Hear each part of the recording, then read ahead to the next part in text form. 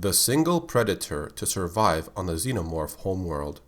While many hunters have started out as unblooded members, and then moving on to becoming blooded warriors after slaying a xenomorph, very few get the chance to become clan leaders.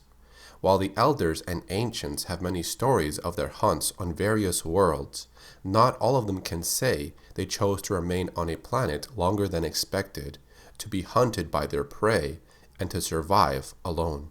The Hive Wars Predator, also known as the Warrior Predator, was part of a tribe that was stranded on Xenomorph Prime. The alien homeworld is infested by the aliens, along with other creatures that fight against the Xenomorph.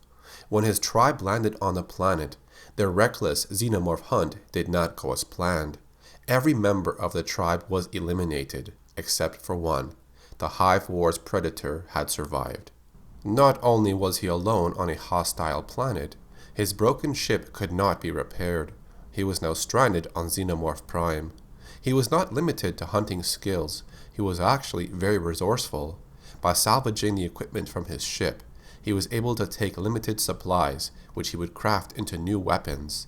As time passed by, he lived alone, trying to survive amongst the enemy, and sometimes even being hunted himself. During his time on Xenomorph Prime, the Hive Wars Predator had longed for rescue, to finally leave the alien world and return home. But he would soon realize rescue was not what he truly wanted. This was his chance to seek glory. This opportunity was the greatest challenge any Yahushua could ever ask for, the ultimate test of skill and challenge, to tell the tale of how he alone survived Xenomorph Prime. While he was stranded on the alien world, he fought and killed many xenomorphs. His story would later continue in the Life and Death comic books. Now part of a new tribe, they hunt together on different worlds. They land on a planet called Tartarus, which is also known as LV-797. During their hunt, they come across an engineer ship. Since the technology is unknown to them, they plan to take its secrets for themselves, so they guard the ship against intruders. But unknown to them, LV-797 is part of 5 worlds that is already claimed by the Weyland-Yutani Corporation. The planet is scheduled for terraformation, but there are doubts that it has already been asset stripped by a rival corporation, possibly Seegson. So, a team of USC personnel is sent in on the Hasdrubal ship, under the orders to investigate any illegal activities and to prosecute anyone if possible. A small number of Marines make their way through the forest, but they are not alone. The predators watch them closely, preparing to strike. And when they get too close, and the moment is just right, the predators launch their attack on the group of humans. As they shoot in all directions, they manage to hit something with glowing green blood. But out of nowhere, Garland is taken out by the cracked tusk predator and his wrist blades, a swift but painful death. This Yahushua is also joined by the Hive Wars Predator. As another group of Marines locates the engineer ship, they are being watched carefully by another pack of hunters.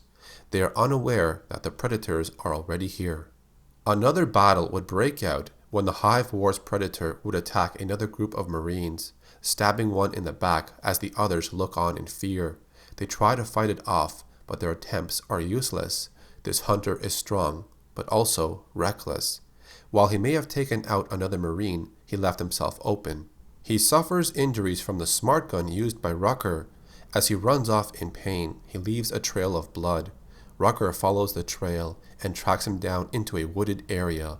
Although he fought bravely at this time, the Hive Wars Predator gets shot again, but this time he does not get up. This hunter has fallen. His time has come to an end. Right before he passed away, all he could do was smile upon Rucker, the man who finally took down the Hive Wars Predator. When it comes to his armor, as all predators like him, their biomass and the amount of armor would be different. This was a way to separate them, and each one had their own personality traits to them. While he did use the standard wrist blades and plasma caster, he would also have a very large scythe weapon. It was indeed a unique weapon. Seeing as how other predators would use the standard spear with a pointed tip or blade, his was different. The Hive Wars Predator was an action figure created by Kenner Products. It was later redesigned by NECA for their own Predator toy line. He became unique with his own story around being the only Predator to be stranded on Xenomorph Prime and survive. His early story is explained on the back package of the NECA figure. The rest is continued in the comic books. The design of the helmet is similar to the City Hunter from the movie Predator 2, although the head was given a more skeletal look. The last thing I want to point out is that it's one of the few Predators with blue skin. Another one that shares this trait is the Mad Predator. It was seen in the AVP arcade game, which was developed by Capcom. So that covers the story of the Hive Wars Predator. If you want to see more videos around Predator lore, then leave a like on the video. I've also covered other topics within the Predator universe, so I will leave links to those videos so you can watch them. If you like this kind of content, then consider subscribing to my channel and turn on notifications. I hope you enjoyed this video. Thanks for watching. My name is Acid Glow, and I'll see you on the next hunt.